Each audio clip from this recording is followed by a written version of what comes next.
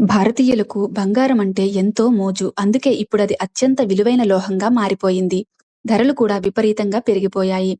బంగారం అంటేనే లక్ష్మీదేవి రూపం.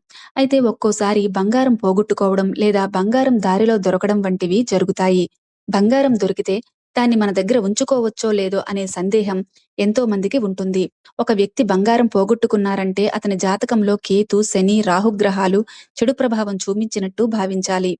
ఎంతో మంది బంగారం దొరికితే అదృష్టం కలిసి వచ్చిందనుకుంటారు. కానీ జ్యోతిష్శాస్త్రం చెబుతున్న ప్రకారం దారిలో బంగారం దొరకడం అనేది అశుభం. దారిలో బంగారం దొరికితే అది మీకు చెడ్డ పేరు రాబోతోందని చెప్పే సూచన. అలాగే మీపై మీరు ఆత్మవిశ్వాసాన్ని కోల్పోతారు. సమాజంలో గౌరవం తగ్గుతుంది. ఆరోగ్య సమస్యలు సమీప భవిష్యత్తులో వచ్చే అవకాశం ఉంటుంది. కాబట్టి దొరికిన బంగారాన్ని మీ దగ్గర ఉంచుకోవడం ఏమాత్రం మంచిది కాదు. మరి దొరికిన బంగారాన్ని ఏం చేయాలి? ఆ బంగారాన్ని గురువారం రోజు బ్రాహ్మణులకు దానం చేస్తే మంచిది.